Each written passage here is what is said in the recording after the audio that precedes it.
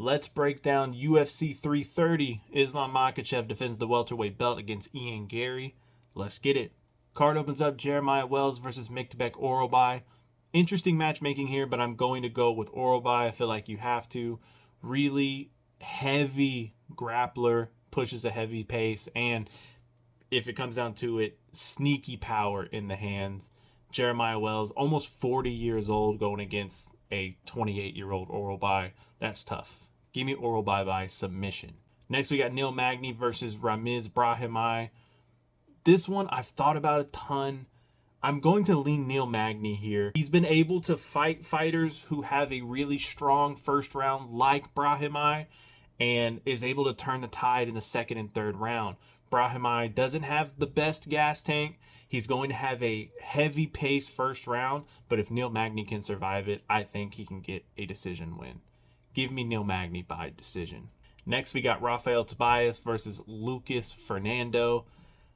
Can't go with Tobias here. He looked way too lost in his last fight. Lucas Fernando, I feel like he's learned since his Contender Series loss. He comes with heavy power. I'm going to go with Fernando by knockout. Next, we got Vicente Luque versus Tresean Gore. Another one that I've thought about a ton, and I think I'm going to go with Vicente Luque. Tresean Gore looked amazing in his last fight. Do not get me wrong, but the jury's still out against Makhachev. And he got hurt in that fight as well, just really recovered and turned in a really good performance. And I don't want to take that away from him. Vicente Luque, a veteran of all veterans. He struggled with grapplers, but if this fight is going to stay on the feet like it looks like it's going to, I'm going to go with the veteran Vicente Luque. Give me Luque by decision. Next, we got Dante Johnson versus Eric Makhachev. I'm going to go with Dante Johnson here. I'm a believer of Dante Johnson. I know people kind of jumped off the bandwagon his last fight. It wasn't the most impressive, but I do think that he can do great things. He was knocking out heavyweights at 5'8", him at 185 pounds. I still think he is coming into form. I'm going to go with Dante Johnson by knockout. Jalen Turner versus Kawe Fernandez. I'm going to go with Jalen Turner here. He looked really good in his last fight, coming back from quote-unquote retirement. This is no cakewalk. Kawe Fernandez, his leg kicks are really substantial, and he could do a lot of damage. But Jalen Turner, power in the hands, not bad with the jiu-jitsu as well. I'm going to go with Jalen Turner by knockout. Chidi Njokuani versus Joel Alvarez. I'm going to go with Alvarez. I feel like Njokuani is a kickboxer. Alvarez struggled in the grappling against Almasov, but if this fight's going to take place on the feet, Joel Alvarez can really implement elbows, clinch strikes very well. Njokuani's a really tough kicker. That needs to be acknowledged. But if Alvarez needs to switch to wrestling, he's good at wrestling non-wrestlers. So I'm going to go with Joel Alvarez by submission. Next, we got Edson Barboza versus Esteban Ribovic. I'm going to go with Ribovic here. Again, don't know what's left in the tank of Edson Barboza, almost 41 years old.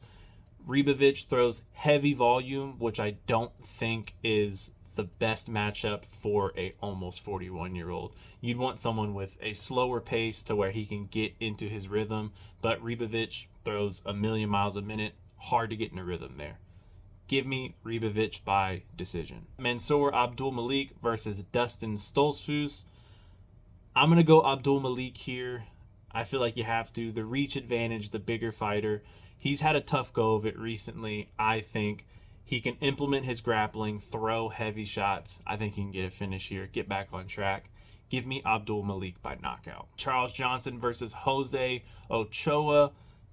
This one, again, Charles Johnson as an underdog is one of my favorite versions of a fighter. He shows up and really puts it on when his back is against the wall and the odds makers don't like him. But this fight is going to be primarily a striking fight. Jose Ochoa, a really fun striker. I'm going to go with Jose Ochoa, but I will not be surprised if Charles Johnson pulls off another underdog upset here. Give me Ochoa by decision. Next, we got strawweight championship on the line. Mackenzie Dern versus Jillian Robertson. I'm going to go with Mackenzie Dern here. Both of these ladies are grapplers, don't get me wrong, but on the feet, Mackenzie Dern has a serious striking advantage. And that's not to say that Mackenzie Dern has amazing hands, but Jillian Robertson just does not have a stand-up game whatsoever. Rightfully so. She's an amazing grappler, so sometimes you don't need it. But when this fight's on the feet, Mackenzie Dern has a serious advantage. And when it goes to the ground, Jillian Robertson might have a wrestling advantage, but Mackenzie Dern might have a jiu-jitsu advantage. So I don't know if you want to play in the guard of Mackenzie Dern too much. So I am going to go with Mackenzie Dern. I think we get a decision here. I think there's going to be a lot of hesitancy and a lot of stalemates because of their grappling prowess. So I'm going to go with Mackenzie Dern to retain the belt by decision. And the main event of the evening, Islam Makhachev versus Ian Garry for the welterweight belt. This one is super interesting because we have not seen Islam Makhachev fight someone the size of Ian Garry. You're talking 6'3", where Islam Makhachev fought Jack Della Maddalena, who's 5'11". So the length of Ian Garry, it will be interesting to see how that plays into this here. But ultimately, I'm going to go with Islam Makhachev. I'll say this.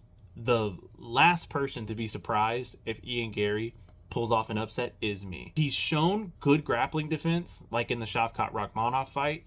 He's shown that he can capitalize on opportunities. The thing for me is there has not been enough dominant performances from Ian Garry for me to be comfortable picking him as an underdog here. He had close rounds against Bilal Muhammad, which is not the best win aging-wise lately. He barely scraped by Michael Venom Page. Now, one can say that Ian Garry has a game plan and he sticks to it and it works, and I would agree with you there. It's just to beat a guy like Islam Makhachev, I have to feel like you can dominate in one area of the fight, and I don't think Ian Garry has dominated any areas enough. Not saying he hasn't at all, but not enough for me to feel confident picking him against a guy like Islam Makhachev. So I am going to go with Islam Makhachev to retain the belt by decision.